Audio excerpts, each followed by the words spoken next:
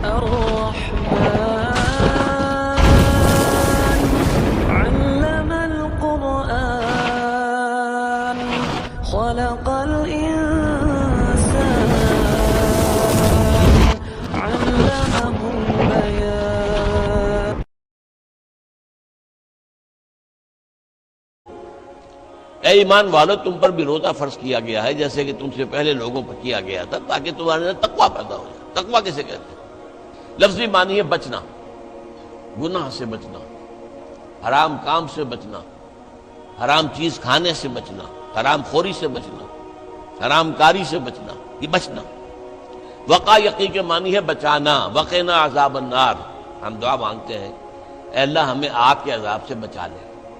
تو وقا یقی بچانا، اتقا یتقی بچنا، خود بچنا، تاکہ تم بچ سکو، تمہارے اندر تقویٰ پیدا ہو جائے، تم اللہ کی نافرمانی سے بچو، گناہوں کے ارتکاب سے بچو، حرام خوری سے بچو. اس لیے تمہارے اوپر روزہ فرض کیا گیا. اب اس کی حکمت کو سمجھیے. دیکھیے، ایک ہے ہماری خودی، ہماری انا. جب میں کہتا ہوں میں، تو میں سے مراد کیا ہے؟ یہ ہاتھ میرا ہے، یہ پاؤں میرے ہیں، یہ آنکھیں میری ہیں، یہ سر میرا ہے، یہ جسم. میں کون ہوں؟ میں کی حقیقت ذرا مختلف ہے. انا، خودی، سیلف. ایک ہے ہمارا حیوانی وجود. اس حیوانی وجود میں وہی سارے تقاضے موجود ہیں جو حیوانات کے اندر ہیں. ہر حیوان کھانا جو ہے اسے چاہیے، انسان کو بھی چاہیے. ہر حیوان میں نسل کشی کے لیے شہوت کا مادہ ہے، ہمارے اندر بھی ہے. ہر حیوان کو کوئی نہ کوئی گھونسلہ ہو، کوئی بھٹ ہو، کوئی جگہ چاہیے رہنے کے لیے، آرام کرنے کے لیے، ہمیں بھی چاہیے. تو حیوانی تقاضے ہمارے جو ہمارے وجود کے اندر موجود ہیں، ان کے لیے کہا ہے، فرائیڈ نے لفظ استعمال کیا ایڈیا لبیڈو. یہ ایڈیا لبیڈو بہت منہ زور ہے. بھوک لگتی ہے تو انسان کہتا ہے کچھ بھی ملے کھانے کو، حلال ملے حرام ملے کھاؤ. شہوت کا جذبہ جب جاگ اٹھتا ہے، برانگیختہ ہو جاتا ہے، تو پھر وہ تو چاہتا ہے تسکین ہونی چاہیے میری شہوت کی، جائز ناجائز، حلال حرام، صحیح غلط، سب چھوڑو اس کو.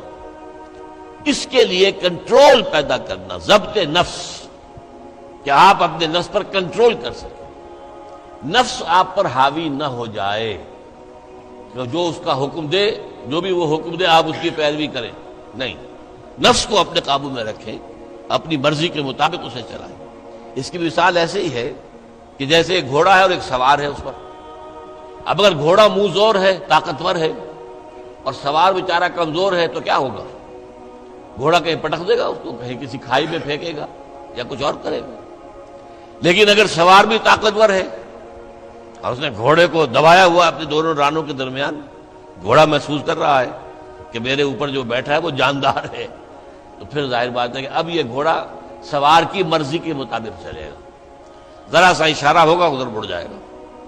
اسی طرح ہمارا یہ نفس ہے، یہ حیوانی وجود جو ہے، یہ گھوڑے کے مانند ہے، اور ہماری انا یا ہماری خودی یا ہماری سیلف یہ اس پر سوار ہے. اگر سیلف کمزور ہے، گھوڑا طاقتور ہے، تو انسان کی ہلاکت، بربادی ہے، تباہی ہے. نفس حاکم ہو گیا، نفس سے ہمارا کہ ہم غلام بن گئے، تباہی اور بربادی ہوگی. ہاں اگر آپ کی انا مضبوط ہے، آپ کی خودی طاقتور ہے، آپ کی سیلف جو ہے اس کے اندر طاقت ہے، تو یہ حیوانی وجود اب آپ کے کام آئے گا. گھوڑا جیسے آپ کو آپ کی مرضی کے مطابق لے کر جائے گا، منزل تک پہنچائے گا، ایسے اس حیوانی وجود کو استعمال کر کے آپ نیکیاں کمائیں گے، خیرات حسنات، اللہ کو راضی کرنے کے لیے کام کریں گے. اس ہاتھ کو اسی کام کے لیے استعمال کریں گے، ان ٹانگوں کو اسی کام کے لیے استعمال کریں گے، اس زبان کو اسی کام کے لیے استعمال کریں گے. تو یہ ہے اگر آپ کا کنٹرول نفس پر ہے، اس کا نام ہے ضبط نفس. اور یہاں میں تھوڑا سا اشارہ کر دوں کہ ایک اور لفظ بھی آتا ہے، نفس کشی، نفس کو مار دینا. انگریزی میں اس کے لیے لفظ ہے سیلف اینیہیلیشن. ایک ضبط نفس ہے، سیلف کنٹرول، ایک نفس کشی ہے، سیلف اینیہیلیشن. یہ سیلف اینیہیلیشن اسلام میں پسندیدہ نہیں ہے. نفس کو کچلو مت، گھوڑے کو مارو نہیں، یہ تو کام کی شے ہے. بس گھوڑے پر قوت حاصل کرو، گھوڑے کو اپنے کنٹرول میں رکھو، ورنہ نفس کا بھی حق ہے. گھوڑے کو بھی دانا پانی ڈالتے ہو کہ نہیں؟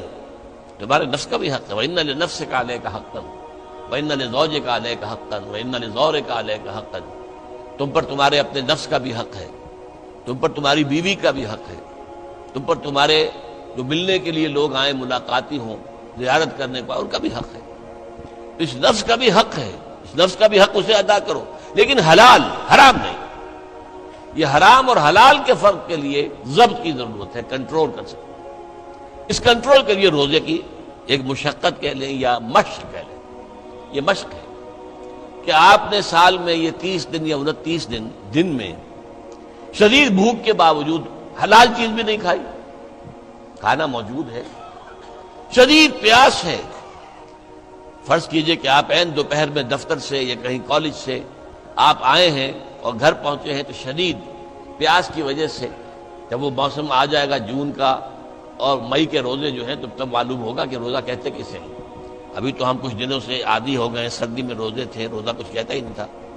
اب بھی ذرا ہے، کچھ تھوڑا سا رنگ دکھا رہا ہے، لیکن اکتوبر کا مہینہ ہے، اس میں وہ گرمی تو نہیں ہے نا۔ لیکن ہو سکتا ہے کہ اس وقت اگر روزہ ہو تو گلے کے اندر کانٹے پڑے ہوئے ہوں گے پیاس کی وجہ سے، اور گھر میں پہنچے تو معلوم ہے پانی موجود ہے، فریج موجود ہے، ٹھنڈا پانی موجود ہے، برفاب اور بھی ڈرنکس موجود ہیں، روح افزا کی بوتل رکھی ہوئی ہے، نہیں پینی۔ کیوں؟ اللہ کی اجازت نہیں۔ یہ مشق آپ 30 دن کریں گے تو اس سے توقع ہے کہ آپ کے اندر یہ صلاحیت پیدا ہو جائے کہ بقیہ 11 مہینے حرام تو نہ کھائیں، ایک مہینے حلال بھی نہیں کھایا اللہ کے حکم کی وجہ سے، تو حرام اللہ نے کیا ہے نا، اللہ کا حکم ہے۔ 11 مہینے یہ تقویٰ پیدا ہو جانا چاہیے، یہ طاقت تمہارے اندر پیدا ہونی چاہیے، یہ صلاحیت پیدا ہونی چاہیے کہ حرام میں منہ مت مارو، حرام سے اجتناب کرو۔ یہی وجہ دیکھیے، ذرا کڑوی بات آپ کو سنا رہا ہوں۔ فرض کیجئے ہیں روزے کی حالت میں آپ حرام کام کر رہے ہیں، کھانا تو نہیں کھا رہے، جھوٹ بول رہے ہیں تو حرام کام، سودی کاروبار کر رہے ہیں حرام کام، رشوت لے رہے ہیں یا دے رہے ہیں حرام کام۔ عین روزے میں اگر یہ کام ہو رہا ہے تو پھر یہ روزہ بے معنی ہے۔ صرف کھانا پینا چھوڑ دیا تم نے، روزہ تو نہیں رکھا، یہ روزہ تو نہیں ہے۔ حضور کی 2 حدیثیں آپ کو سنا رہا ہوں۔ من لم یدع قول الزور والعمل به، جس شخص نے جھوٹ بولنا اور جھوٹ پر عمل کرنا نہیں چھوڑا، فلیس للہ حاجۃ ان یدع طعامہ وشرابہ، تو اللہ کو کوئی ضرورت نہیں ہے کہ وہ کھانا پینا چھوڑ دے۔ جھوٹ بولنا نہیں چھوڑا عین حالت صوم میں، تو یہ صوم نہیں ہے، فاقہ ہے۔ تم نے کھانا پینا چھوڑ دیا، بس روزہ نہیں۔ نہ اس میں روزے کی حکمت پوری ہوگی، نہ روزے کی غرض و غایت پوری ہوگی، نہ روزے کی برکات، روزے کے انوار اس سے پیدا ہوں گے، بلکہ بس یہ ہے کہ آپ نے دن بھر میں فاقہ رکھا ہے، اللہ اللہ خیر صلی اللہ۔ اس طرح ایک اور حدیث میں آتا ہے، کم من صائم لیس من صیامہ الا الجوع، کتنے ہی روزہ رکھنے والے ایسے ہیں جنہیں اپنے روزے سے سوائے بھوک کے اور کچھ حاصل نہیں، بھوکا رہا، بس منہ بند کیے رکھا، باقی روزہ نہیں تھا وہ۔ جب عین روزے کی حالت میں جھوٹ بول رہا ہے یا جھوٹے عمل کے اوپر، جھوٹے کاروبار پر عمل کر رہا ہے تو یہ روزہ نہیں ہے۔ تو روزے میں کھانا اور پینا صرف یہ ترک کرنا نہیں ہے، بلکہ یہاں تک بھی آیا ہے کہ فرض کیجئے کہ کوئی شخص آپ سے جھگڑ رہا ہے، گالن گلوچ پہ اتر آیا ہے، تم یہ کہو کہ بھائی میں اس وقت کچھ نہیں کہہ سکتا، میں روزے سے ہوں، میں اس وقت تمہاری بات پر جواب نہیں دے سکتا، میں روزے سے ہوں۔ یہ بھی گویا کہ روزے کے تقاضوں میں سے ہے، جھگڑا نہ کیا جائے، فساد نہ کیا جائے، لوگوں سے لڑا نہ جائے، گالم گلوچ نہ کی جائے، یہ بھی روزے کے تقاضوں میں سے ہے۔ تو روزہ رکھا جائے پورے آداب کے ساتھ تو اس سے تقویٰ پیدا ہوتا ہے، اس میں کوئی شک نہیں۔ تو یہ ہے گویا کہ اولین سطح پر روزے کی حکمت، یا ایھا الذین آمنوا کتب علیکم الصیام کما کتب علی الذین من قبلکم لعلکم تتقون۔ اب آئیے اگلی منزل، کچھ عرصے کے بعد پھر رمضان کے روزے فرض کر دیے گئے۔ شہر رمضان الذی انزل فیہ القرآن ھدی للناس وبینات من الھدی والفرقان فمن شہد منکم الشہر فلیصم۔ رمضان کا مبارک مہینہ وہ ہے جس میں قرآن نازل ہوا، اور قرآن کیا ہے؟ لوگوں کے لیے ہدایت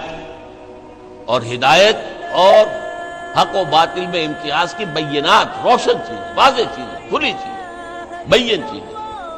تو جو کوئی بھی تم میں سے پائے اس مہینے کو، نہ مریض ہو نہ بیمار ہو، أشهد أن لا